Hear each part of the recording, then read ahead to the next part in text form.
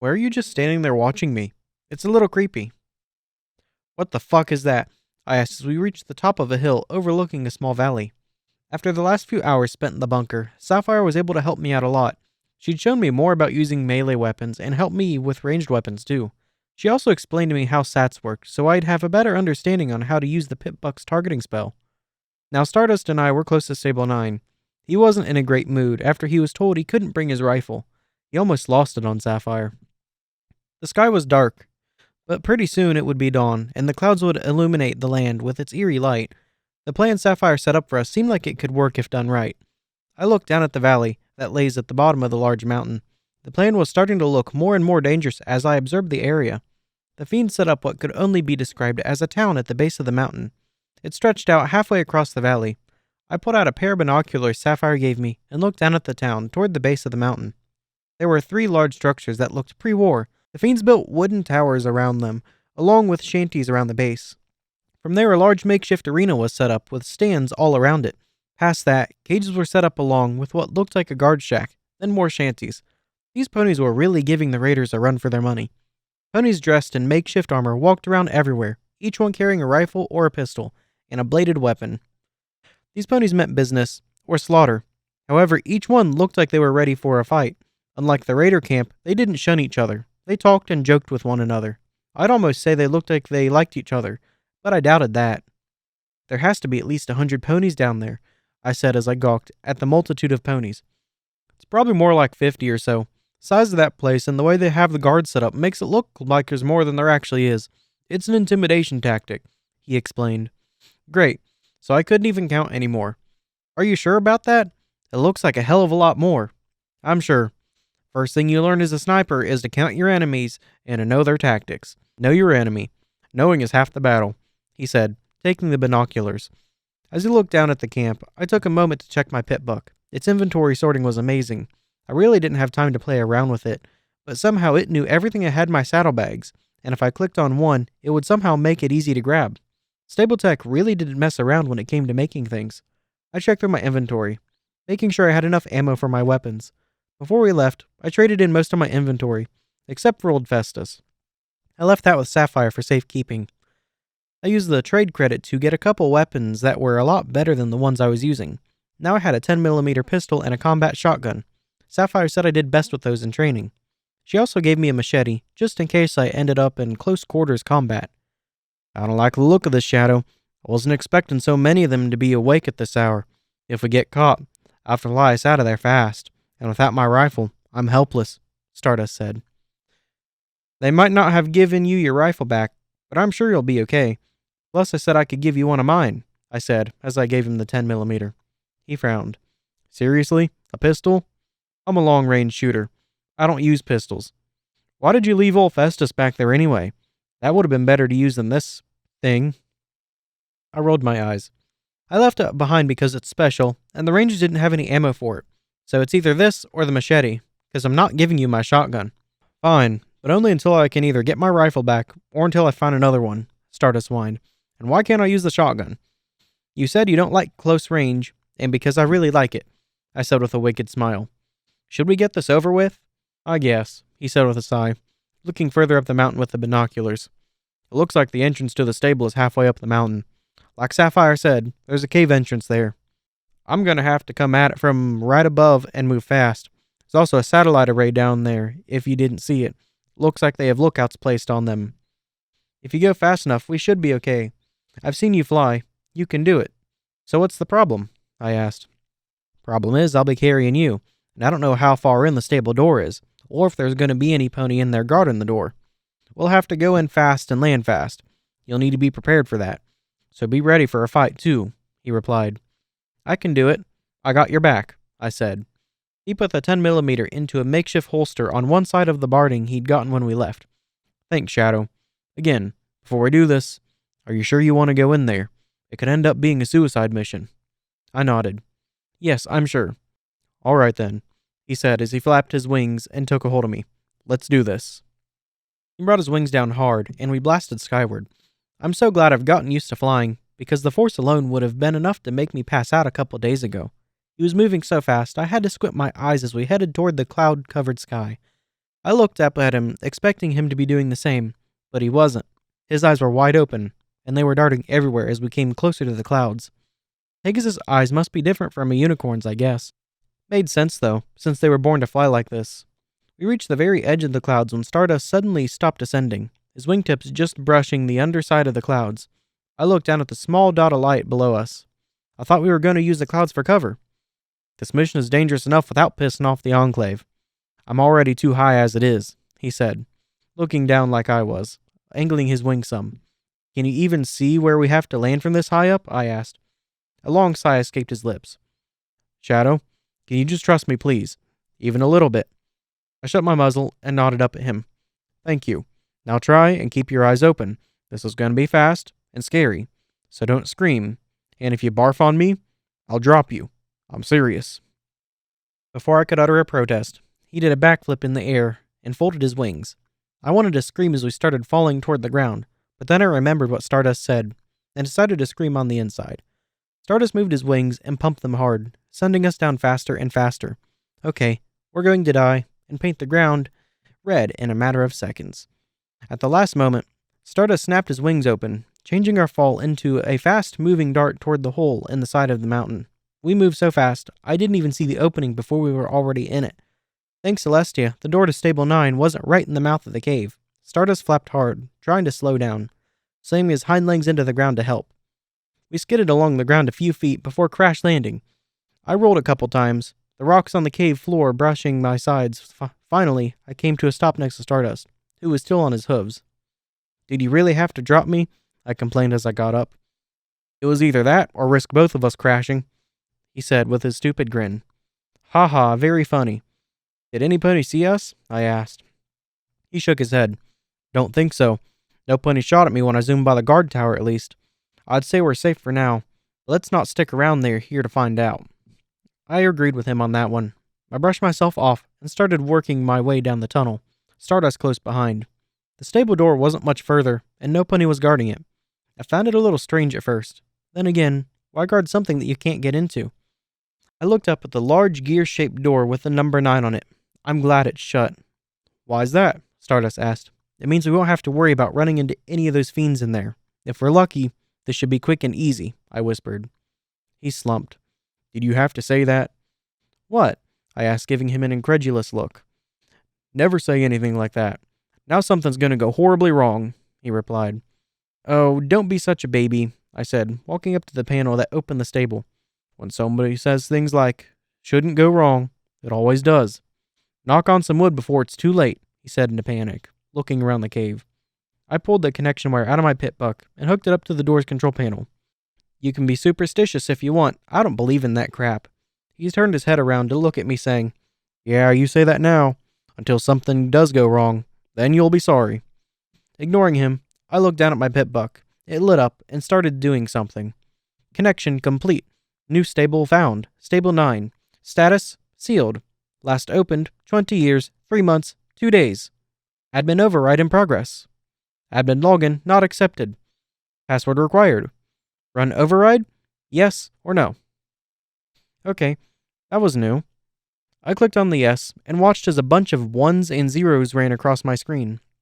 I waited for a good minute before my pitbuck dinged and brought up a whole lot of numbers, symbols, and words mixed in. What the fuck? I asked, looking down at my pitbuck in confusion. It was just like the lock terminal back at the bomb shelter, only this time the words were way longer than before.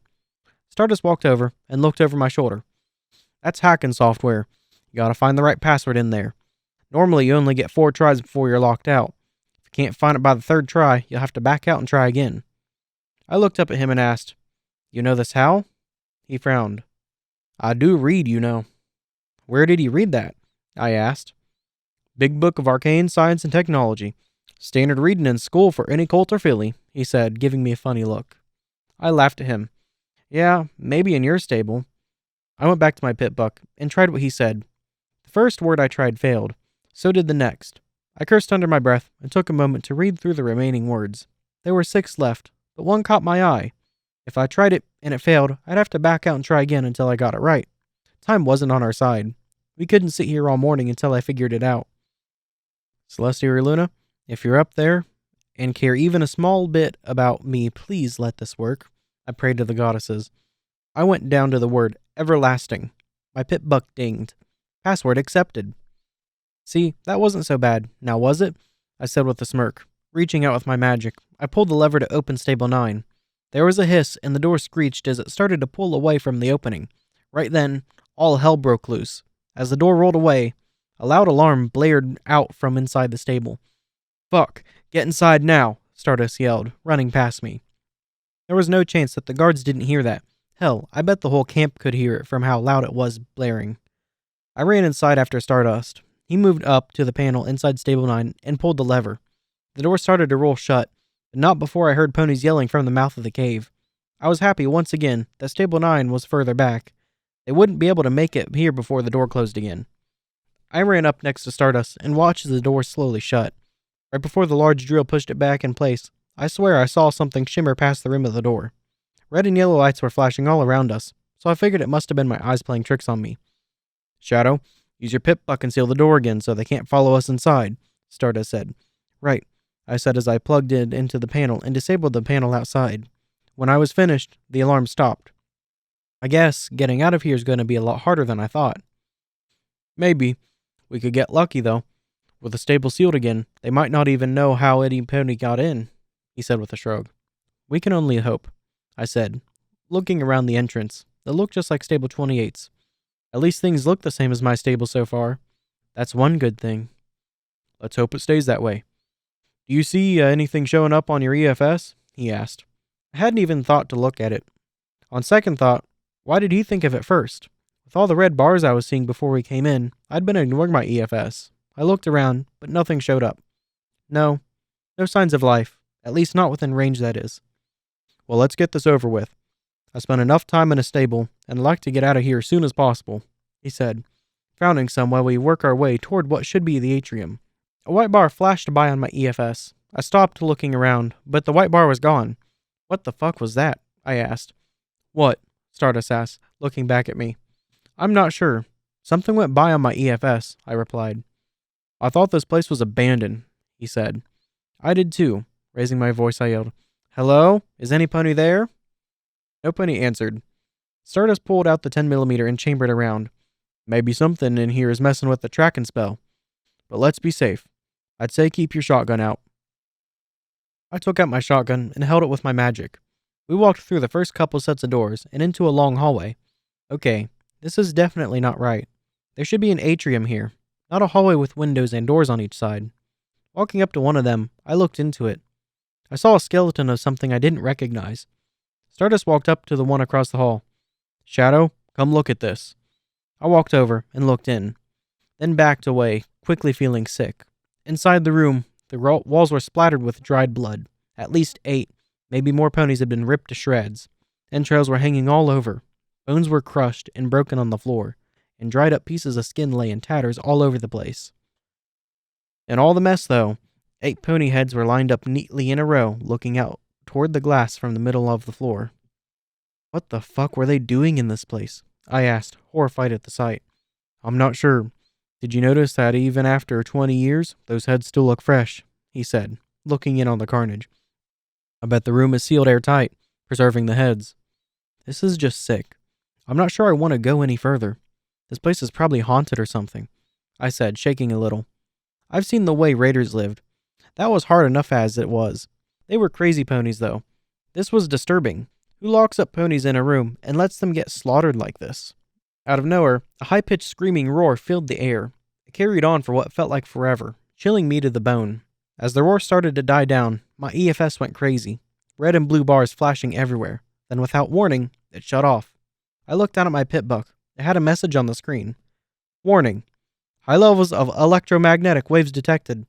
Pitbuck 3000 Mark II going into safe mode. Then it just shut off. What the fuck was that? And what the fuck is this? I asked, scared out of my mind, looking down in horror at my useless Pitbuck. I'm not sure, but I think maybe we should go. Fuck the elder and what she wants. I'd rather risk my life with the fiends, he said, turning to head back to the door. When he did, the sliding door that led to the exit slid shut and locked it in front of him, trapping us. Well, we're not getting out that way. I took a moment to take a deep breath and sighed, saying, Okay, We're trapped in a stable with some kind of monster. My pit buck isn't working, and we have no idea where to go next. Now what? Whatever that fucking thing was, I really don't want to run into it. Can't you do something, like teleport us out of here? Stardust asked nervously. Nope. Whatever that thing did, it's making my magic go nuts. And it's taking most of my concentration just to keep my telekinesis up and holding my shotgun. I don't think I'll be able to teleport us out of here anytime soon, I said, starting to laugh uncontrollably. Yep, for some reason, I found this all kind of funny. Shadow, this isn't anything to laugh at, Stardust said angrily. You said something would go wrong, and it has. In a really fucked up way, too. So yeah, it's kind of funny. I guess all we can do is stay here like a scared little fools, or we can go on and try and find a way out of here, I said, still giggling as I walked past him. You're crazy. You know that, right? He said, following close behind me. I took a breath to recover from my laughing fit. Maybe, but at least I'm optimistic. He sighed. You're gonna get us killed.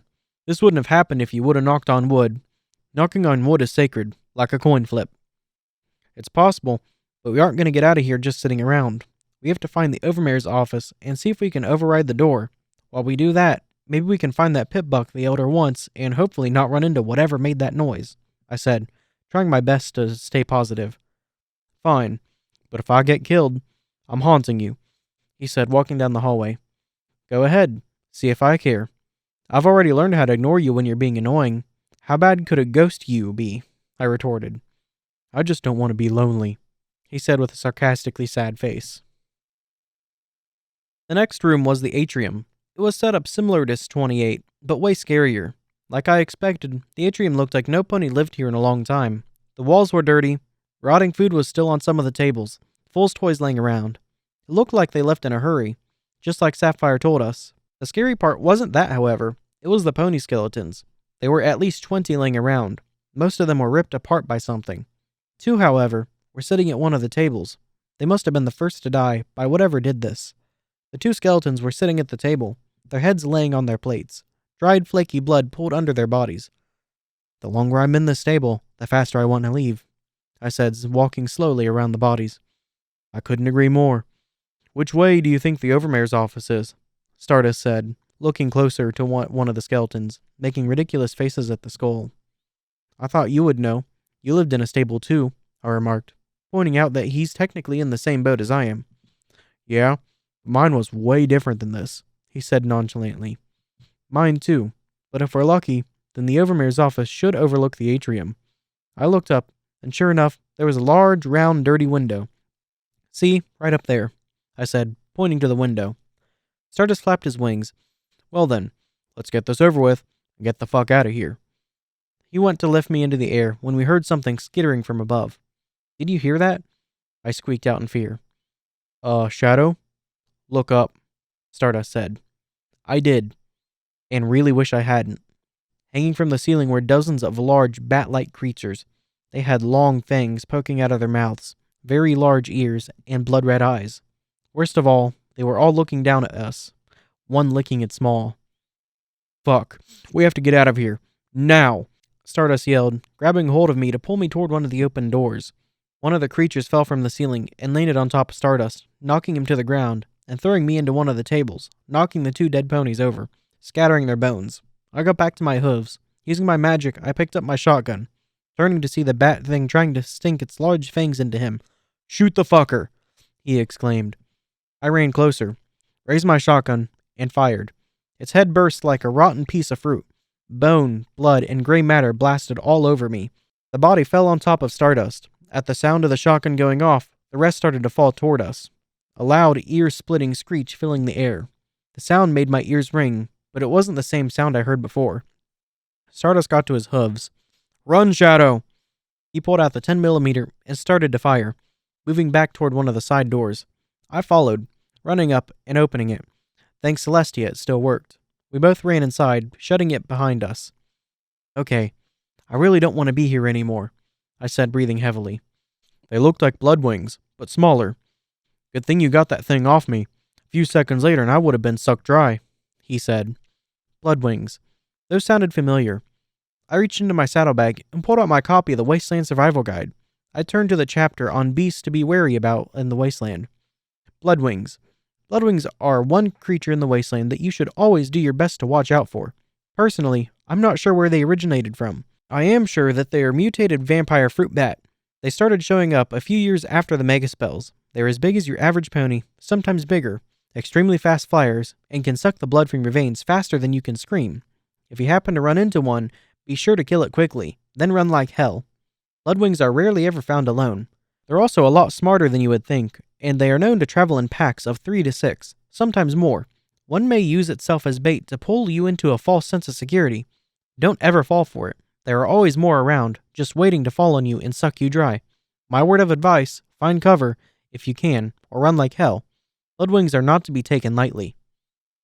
I looked back at Stardust. They sound and look scary as hell. How the fuck did that many get in here? I thought the stable was sealed. No pony sure where they came from. It's possible the stable was it, but I doubt it. Bloodwings have been in the wasteland longer than 20 years, he said, watching the door. But how could they still be alive with no pony to prey on in here? I asked. No idea. Maybe we aren't the first ponies to find their way in here. If you unsealed it, it's possible the others found a way too. Right now, we don't have time to figure it out. We need to find another way to get to the Overmare's office. If we're lucky, there'll be a way out of here, up there, he said. I was about to tell him that, according to my pit buck, the door hadn't been opened for over 20 years, when suddenly there was a loud bang against the door behind us, and someone yelling, "Help! Open the door, please!" Okay. Could Bloodwings talk? I asked, watching the door. I don't think so, Stardust replied. Open the fucking door, Shadow. I know you're in there, the voice said again. This time I recognized it. Oh, you've got to be kidding me, I said, walking back to the door. On the other end, I could hear the scratching from the Bloodwings and something heavy hitting the ground. I reached up to open the door. Stardust yelled, What the fuck are you doing? If you open that, those things will get in here. I sighed. It's a chance we'll have to take. Get ready. I want to do this fast. Fuck, Shadow. Fine, just do it, he said, readying his weapon. I hit the control for the door. It slid open, and as I expected, Aura was on the other side of the door. She had her back to me, and she was swinging her spear at the bloodthirsty monsters. Each thrust and swing hit its mark, doing damage, but not enough to kill them. 3 of them were laying dead next to her, throats slit, so I guess she got a couple lucky swings in. I pulled out my shotgun and fired as one came charging at her. My aim was true, and the creature's head exploded, its body sliding to a halt right in front of her. I could hear Stardust firing rounds behind me. It was holding them back for now, but not doing much damage. Their bodies seemed to have thick hides, protecting them from smaller caliber ammunition. My shotgun seemed to do better, but only at close range. Aura, get out of here now, I yelled, firing at another as it came flying at us. The griffin moved past me as one bloodwing swarmed us. I blasted a couple more shots, then the gun clicked. Shit, I'm out of shells, one of them attacked, throwing us through the door. The large bat screeched in my face, its large fangs inches from my eyes. I pushed back, but it was a lot stronger than me. I tried to use my magic to push it away, or strangle it. Pain shot down from my horn and into my forehead as my magic backfired on me. I screamed and recoiled, everything around me going red. The monster screeched, making my head pound even more. It bit down on my shoulder and neck, and I screamed again at the pain of its long fangs dipping deep into my flesh, along with the agonizing pain running through my head. It looked at me, then started to suck. It felt as if I was being drained. My body was instantly weak, my vision fading. A glowing lance shot over my face and pierced the blood-sucking monster right through the eye, the tip protruding out the back of its head. It shook, then fell on top of me, its fangs still stuck inside my shoulder. Instantly, Aura was next to me, looking me in the eyes, her head coming down and checking if I was still breathing. When she was satisfied that I was still alive, she looked back towards where Stardust was. She's alive, but her breathing is slow and shallow. Make sure that door stays shut. We've got to keep those ugly motherfuckers out of here. Who died and made you boss, Griffin? He asked. Their voices sounded like I was listening to them from underwater. Or looked back down at me. She actually looked worried. Huh. Last time I saw her, she wanted to capture me. Or kill me. I wasn't really clear on the details. Now she was looking at me as if she really cared what happened to me. I gave her a stupid smile, then moaned and felt like screaming again as my head pounded from the backfiring magic. She's in a lot of pain. I'm sure she lost a pint or so of blood. We have to find her a safe place so she can get patched up, Or said, getting back to her talons? Paws? I don't know what you'd say when you had both. Are you even listening to me, Griffin? Why should I do anything you say? And how did you even get in here? Shadow resealed the stable when we got here. There's no way you could have gotten in without Shadow letting you in, Stardust said. I used a stealth bug to get in. I've been following you two since you came out of that valley with the sandstorm. You need to trust me. I have a little medical training, and I've seen what Bloodwings can do to a pony. She's lucky that thing didn't kill her quicker. It must be young. It's small for a Bloodwing, Aura said. That explained the white bar I saw on my EFS when we first entered the stable. It must have been Aura sneaking in as the door to the stable shut. Stardust walked into my sight, getting right in the Griffin's face. Why were you following us? Does it really matter right now? Shadow needs help and rest. She's lost a lot of blood, and it looks like her magic backfired too. Not to mention, there are still a few bloodsuckers right through that door trying to kill us. We don't have time to play this game, she said, not backing down. He cursed, stomping the ground with a hoof. Fine, but I'm keeping my eye on you. Can we at least pull that thing off of her? Yeah, that'd be great, I said weakly. It was starting to get heavy, and it wasn't really a wonderful feeling having those fangs still lodged inside my shoulder. Not yet. I have a few medical bandages in my bag and a couple healing potions, but once I pull the fangs out of her, she'll bleed a lot. Let's get her to a room where it's a little safer before we risk her bleeding out, Aura said. How the fuck do you expect us to do that? I can't lift that thing and her at the same time, and keep the fangs in her, Stardust protested. Aura only smiled as she swung her spear's blade around, chopping off its head. Blood pooled all over my courier duster and Barding. She kicked the body aside and smiled back at Stardust. Problem solved. Any more complaints? Any more complaints? Stardust mocked, rolling his eyes and moving closer to me. Hey Shadow, how you holding up? I feel like shit, I replied. Sorry about that. And this too, he said, lifting me up and tossing me onto his back. The head of the Bloodwing came with me, still lodged deep into my neck and shoulder. I felt like screaming from the renewed pain, but my body was just too weak for that. I was, however, able to pass out. I woke up on a smelly bed. I looked around, sitting up, then fell back to the bed as pain shot up my leg and my head. I looked at my shoulder, seeing a thick, bloody bandage over the area where I was bitten. Aura came into the room, followed close behind by Stardust. How long was I out? I asked, watching as the two strolled in.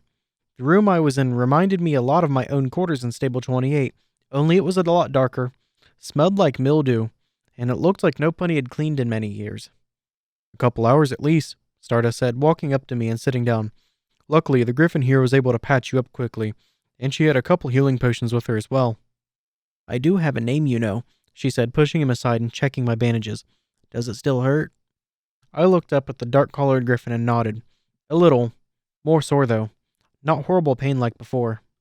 Good to know. Bloodwing bites don't heal well normally. That is if you're lucky enough to survive one. This will take a couple of days to stop hurting, and it might cause problems with walking now and then. However, I think I was able to keep the muscles from tearing when I removed the fangs. So I think you'll be okay, she said. Not to sound ungrateful or anything, and I'm happy you were able to help me, but I have to ask, why are you following us? And why did you come into the stable? Last time I saw you, you wanted to turn me in for a bounty, I asked, sitting up a little. She frowned, looking down at her talons. Honestly, I owe you my life for saving me after your friend caved in my side. No one's ever done anything like that for me before, especially a pony I was hunting. Now I owe you again for opening that door when I got stuck in that giant room with those things. I was following you to see about paying back my debt. If that was the reason, why didn't you just reveal yourself, before? I asked. Good question, Stardust muttered. I didn't know how you'd react when you saw me again. I also didn't feel like getting shot at again. She looked over her shoulder, glaring at Stardust, who just ignored her. I figured I'd follow you until I could work up the courage. I remember her being a lot more cocky last time I saw her. Maybe this was a softer side she hadn't shown before. Whatever it was, she'd save my life now, too, by patching me up. It's no big deal. As long as you're not out to kill me, or bring me back to my stable, you saved my life today. So debt paid. It doesn't work that way, Shorty. You were only in danger because I was too stupid to show myself before and got stuck.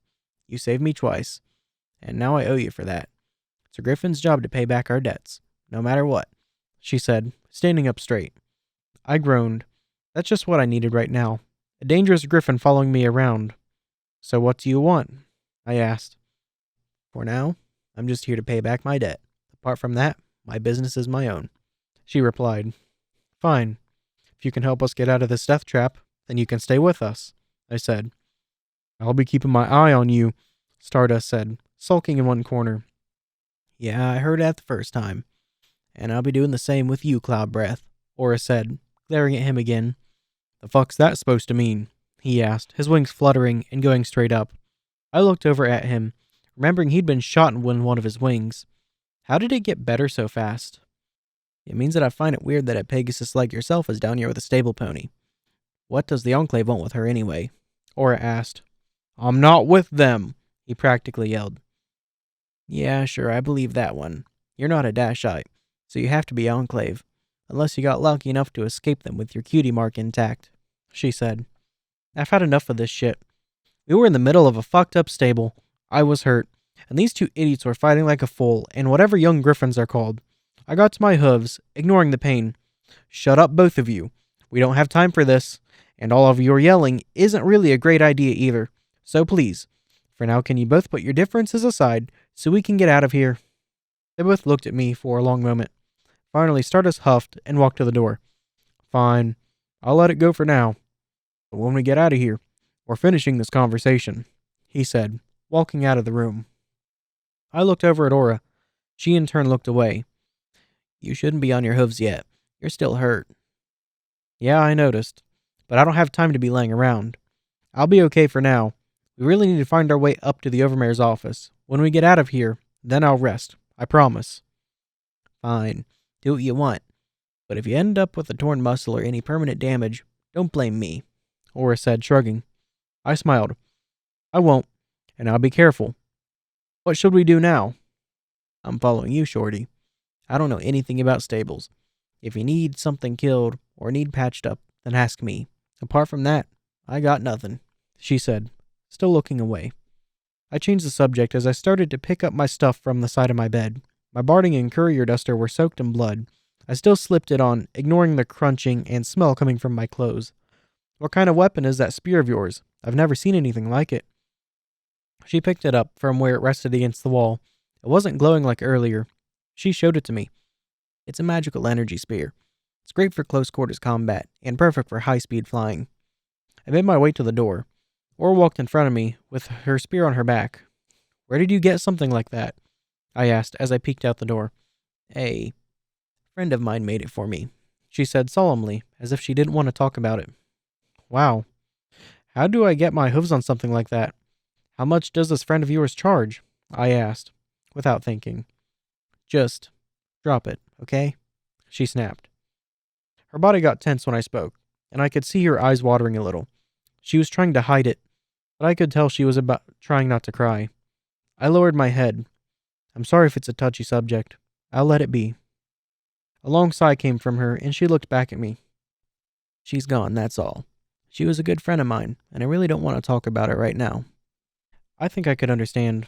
I know it would be hard for me if something ever happened to Balefire or Milkshake. They were my only friends in the stable, and losing them would be horrible. Now that I think about it, they may not be gone, but I did lose them. There was no way I could ever go back to Stable 28. They may be alive, but I'd never see them again.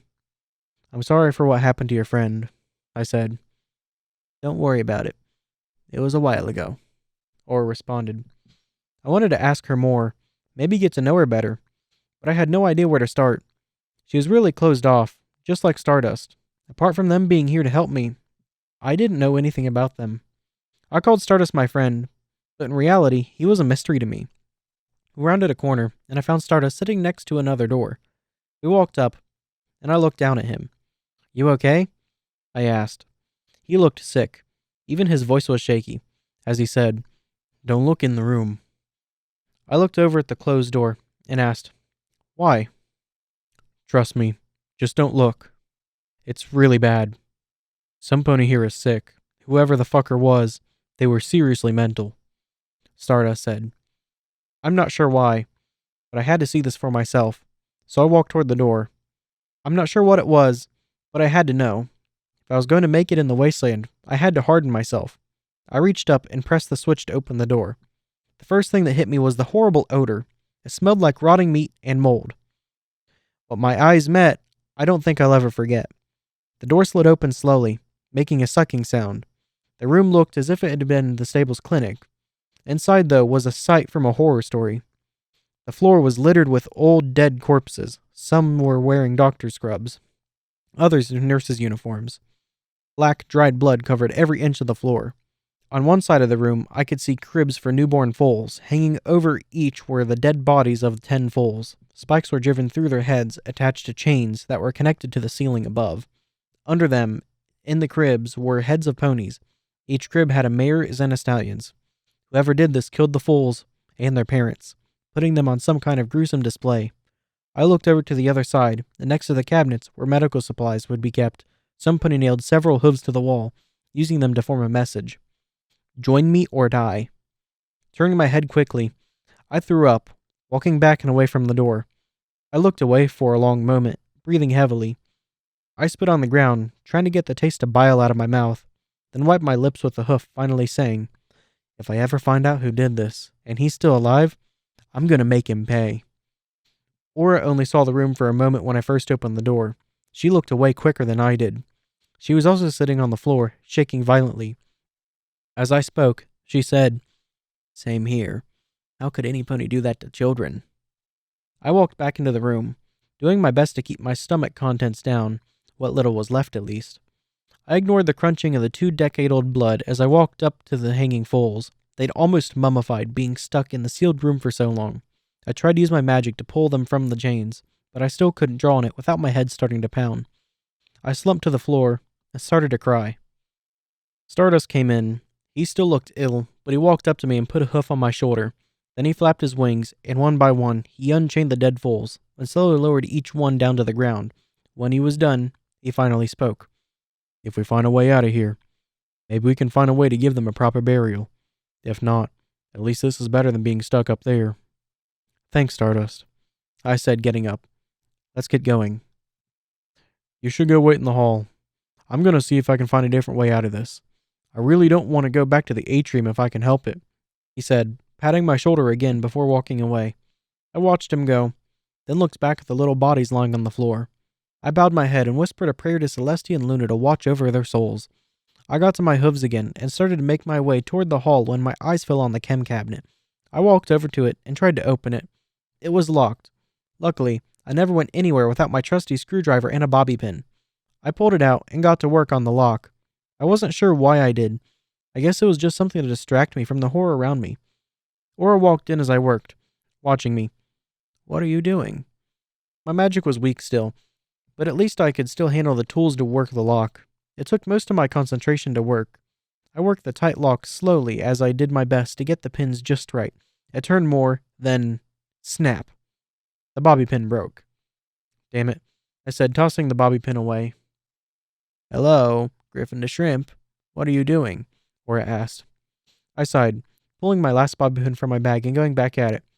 Taking the lock. There might be something useful in here. "Sounds stupid to me. What do you think you'll find when this place looks like it does? I'm sure whoever did all this shit took everything worth taking," she said. I just rolled my eyes and ignored her. What did she know anyway? Even if there wasn't anything in here, I'd rather sit here trying to pick this lock than think about the crap going on around me right now. Anything to keep my mind busy was good for me. Finally, the lock gave a satisfying click, and I pulled the bobby pin out and smiled back at Aura.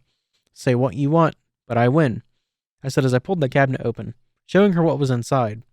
I was surprised myself. Inside there were at least 20 healing potions, about the same amount of Radaway, and a few other chems I hadn't seen before. I looked back at her again, with a cocky smile. She cocked her head to one side. "Huh. Well, look at that. There's stuff in there after all." I stuck my tongue out at her and winked, pulling all of it into my saddlebags. When I could get my pit buck back up, it could sort it all out. Doing my best not to look at the bodies surrounding me, I walked past Aura and back into the hall. She followed me, keeping close while watching me. I went back to the room I woke up in and sat on the bed and started fiddling with my pit buck. Aura watched me for a bit as I worked. She kind of creeped me out, just standing there watching me. I looked up at her and said, "What?" She gave me a look. "Huh? Why are you just sitting there watching me? It's a little creepy," I asked. She looked away and responded, "Not like I have anything else to do while we wait around." I looked back at my pit buck, trying to get the thing to turn back on. You could at least sit down, not just stand there staring. Didn't your mother ever tell you it's rude? Ha, no. She taught me things like how to stay alive, she replied. Well, it's rude, so please stop, I said politely. She rolled her eyes and turned her head. Whatever. I'm gonna go see what the Pegasus is up to. Wait here till I get back. You really shouldn't be moving around too much with those wounds. Also, drink another healing potion. Maybe it will help. I gave her a small nod, still watching the screen of my pit buck. She walked out of the room, heading down one of the halls. As I worked, I pulled a healing potion out and drank it, feeling its magic slowly work on my wounds. I really didn't care right now. All I cared about was getting my pit buck working. I've gotten used to the EFS, telling me if some pony was hostile or not, and if I was going to run into some pony around a corner, it'd also be nice to have sats back. For some reason, even though I hadn't had a pit buck very long, I felt naked without EFS or sats. It seemed like the spell matrix wasn't connecting right or something. Fuck, I wish I knew more about pit bucks. What I really need is a pit buck technician, but finding one in the Equestrian Wasteland was highly unlikely. I mean, how many pit buck technicians were just out there slaying monsters and trying not to be killed by raiders or bloodthirsty creatures? I groaned and rolled onto my back, hitting my pit buck against the side of the bed. It made a loud beep. I lifted my foreleg and looked at the screen. Pit buck 3000 Mark II, safe mode active. Do you wish to exit safe mode? Yes or no? Really? I've been trying everything I could think of to get this thing back on, and all I had to do was hit it with something hard. The goddesses hated me. They had to, because this was just messed up. I clicked on the yes and watched as it reset. After a minute, the screen was normal again. I activated my EFS and saw it was working again. What the fuck made this thing go nuts like it did in the first place? I thought the pit bucks were impossible to break or mess up like this. Oh well, at least it was functioning again. I got to my hooves and walked into the bathroom that was adjacent to the bed. When I walked in, I took a look in the mirror. It was dirty, so I wiped it off so I could get a better look. It's the first time in the past few days I was able to get a good look at myself since I left Stable 28. I looked like hell. My once beautiful silver mane was dirty. Dried blood turned the lower half of my braid brown. My tail wasn't much better. The barding and duster was all soaked in drying blood. I had a sunken look to me, as if I hadn't slept in days. I just shook my head and looked away. One thing I always prided myself on was my mane. It was the only thing I always found pretty about myself. My mother was the one who always told me how much she loved my mane, the way it almost sparkled in the light. Now it was a mess. I knew it was kind of a petty thought, but I really didn't care. Not right now. I looked up again and took one last look at myself. I had to let it go, but it was hard. I'm not a stable pony anymore. I can't keep acting like one. I was in the wasteland now. The dead land of Equestria. The wasteland was a hard place to live in, and no place for a soft pony. I looked away and walked back out of the bathroom. I was done being soft. It was time to find that pit buck, avoid or kill whatever made that noise earlier, and get the fuck out of this place. I saw a white bar in my EFS as I walked back into the bedroom. I wonder if Aura made her way back to check on me. I headed toward the door, saying, "You weren't gone long. Did you find Stardust?" I rounded the corner. There was a flash, and I blacked out. Slowly, I opened my eyes and found myself in a dark room, red bars filling my EFS. I jumped to my hooves and went for my shotgun. It's gone. So are my barding and gear. The room was dark. I couldn't see more than a few feet in front of me. What the fuck's going on here? Why do I keep waking up in this strange place with no clothes? "Welcome to Stable 9, child," a stallion's voice said from somewhere above me. "Who are you? And what's going on?" I yelled, looking around wildly. Everywhere I looked, red bars filled my EFS, but I couldn't see any pony. "Pardon my poor manners. You can just call me Dr. Cell. I do hope you enjoyed your stay in my stable," the so-called Dr. Cell said. "Oh yeah, it was so pleasant. I loved your little greeting party, by the way," I said in a snide voice, slowly walking around the room, keeping my eyes out for anything. "I take it you were the one who was on the other side of that door that knocked me out. Since my head doesn't hurt, I guess you must have used some sort of knockout spell, so I take it you're a unicorn." "Good deduction, child. The spell I came up with myself a few years ago. Useful spell for when you're around some of the more monstrous things in here. I'm curious. How did you find your way into this place? The ponies who escaped so many years ago sealed it. His voice was echoing from above me. I wondered if I was back in the atrium, and he was just on the upper walkway. Hacked it with my pit buck. Didn't take too long, really, I answered. Really? I tried that for the first couple of years I was trapped in here with no success. I find it a little strange that a wasteland pony with some random pit buck was able to unseal the stable so easily, he said. So he'd been trapped in here for 20 years, all by himself. Fuck, I would have gone nuts a long time ago if that was me. Oh yeah, he is nuts. Then I remembered the dead foals hanging from the ceiling, like some kind of sick ornaments. Was that you who killed those foals in the clinic? I asked, doing my best to hold back my rage. You found the nursery, I see. Nice bit of art there. Damn fools wouldn't stop crying. I told their parents to keep them quiet, but they just wouldn't listen. So I made an example out of them, he said in an amused tone. I stopped trying to fight back the tears as they rolled down my cheeks. I looked up toward the ceiling and yelled, I'm gonna kill you for what you did, sick bastard. Who kills foals and puts them up for decoration like that? Oh, you misunderstood me, child. I ordered them to be killed. I didn't do the actual killing and decorating. I took over the stable, you see. And whoever runs the stable makes the laws here. Their parents didn't want to listen, so they all died, he said. Celestia, damn it all. You told other stable dwellers to kill them all? I find it hard to believe that other ponies would follow an order like that. I really couldn't be certain about that, though. I knew ponies in my stable that would do whatever was asked by the overmare, but I'm not sure if they'd go that far. At least I hope not. A crazed laughter filled the air around me.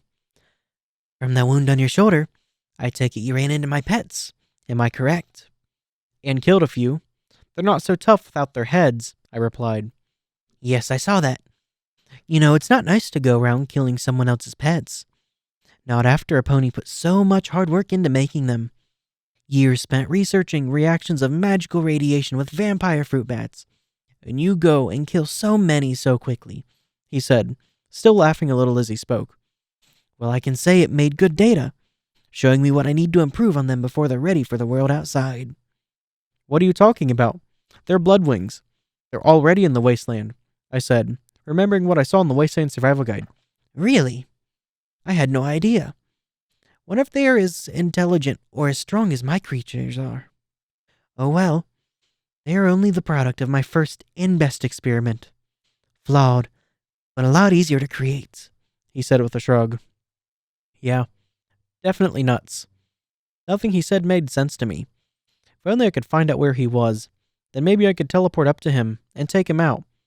My magic was starting to feel stronger now, but his voice never seemed to get any closer as I walked around the room. So I did the only thing I could. I kept him talking.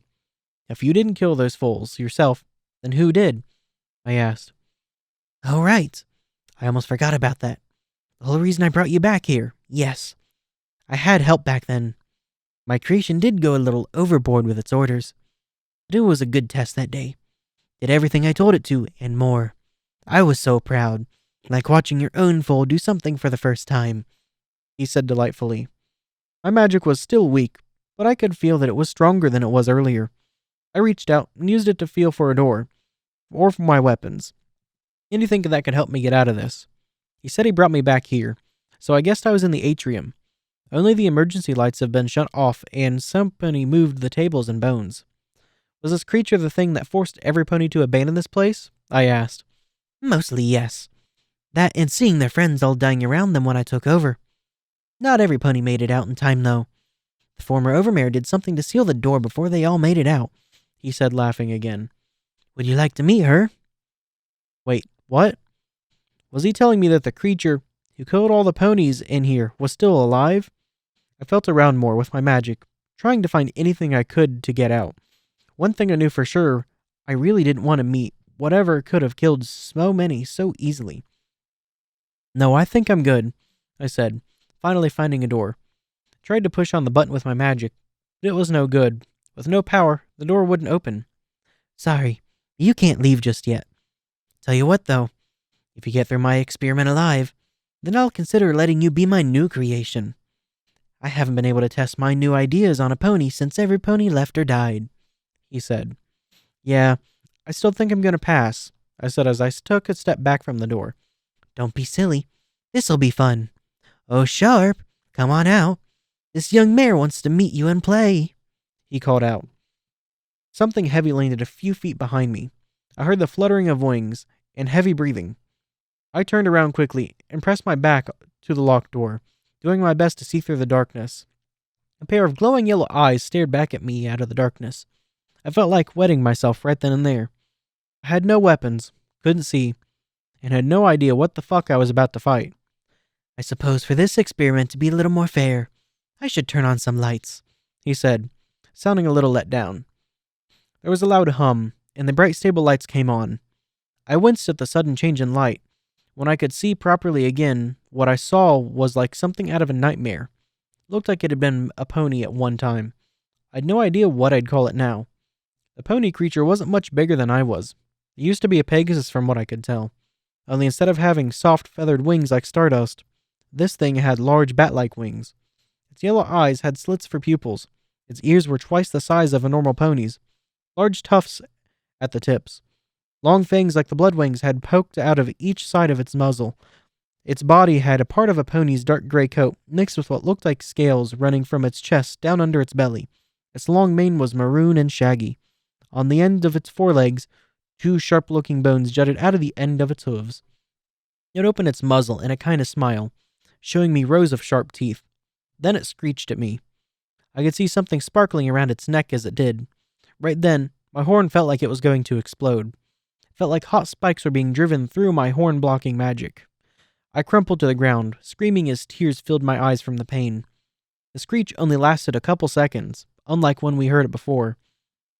I looked up at the monster pony that was slowly walking toward me, and I noticed something. It almost looked sad. Yep, I had to be going crazy. I was seeing emotion in a monster. Sharp here was my first success. She was a young mare that had an accident when she fell onto one of the generators, getting electrocuted. I was told by the overmare to help her, so I did. When I showed the overmare my work, she got angry with me, told me I was supposed to cure her, not make her into a monster. So I killed her for saying such horrible things about my beautiful pets. She always been a good mare. Well, almost always. She was a little hard to control at first, but not anymore. Now she does whatever I tell her to, he said joyfully. I saw Sharp look just to the left of me on the balcony and give a small snarl. She looked away, and I saw she had something around her neck. It was like a necklace with a tiny ruby embedded into it. The pain in my horn went away, and I found I could use my magic again. Maybe that screech of hers wasn't as powerful a second time. My pip-book was still working, so maybe I was right. Or maybe there was something else going on here. I drew on my magic and teleported myself onto the balcony above. I ended up right behind a tall, middle-aged green unicorn stallion wearing a white lab coat. He turned when I appeared and yelled, "No fair! That's cheating!"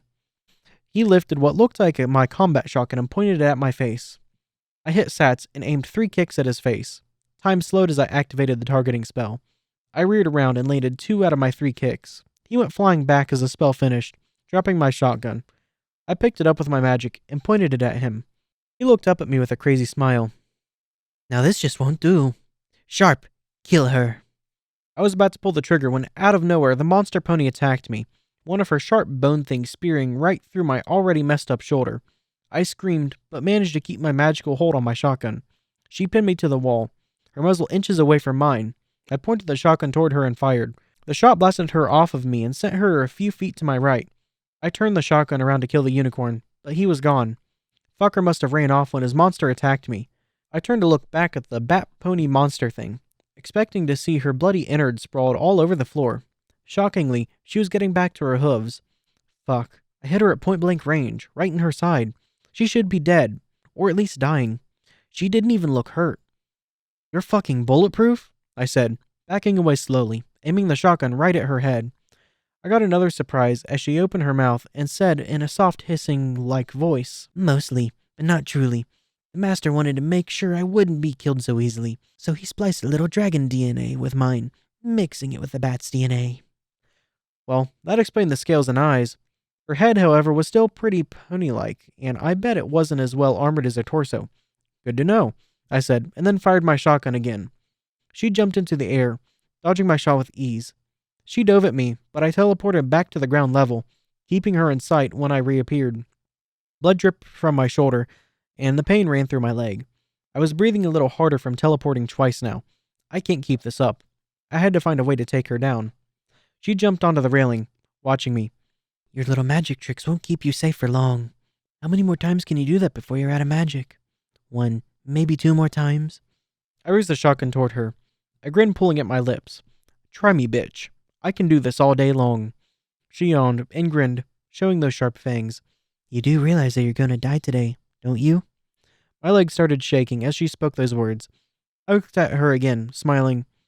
Oh, we'll see, monster. But tell me first, why do you want me dead? She cocked her head to one side. I don't. But it just has to be this way. But why? I asked. My master ordered me to kill you. I have to do what he tells me to. No ifs, ands, or buts about it, she replied. That simple, huh? She rolled her eyes. Yeah, that's the way it works. Her grin grew wider, and her wings opened. She dove at me and screeched. Once again, that pain ran through my horn and head, blocking my magic like before. I fell to my stomach, unable to move. I looked up as death came rushing at me. My shotgun was sitting next to me where it had fallen from my magic's grip. She came at me, mouth wide open, going for my neck, just like the Bloodwings had. When out of nowhere, Stardust came rushing in, kicking at her in the side. The kick sent her flying to the opposite side of the room. He landed next to me, keeping his wings spread wide, the 10mm in his jaws. The pain started to recede, and I looked up at him. About time you showed up. He grinned at me, and set around the pistol in his muzzle. Better late than never. Aura walked up to the other side of me. She had her energy spear held in one talon. You okay, Shorty?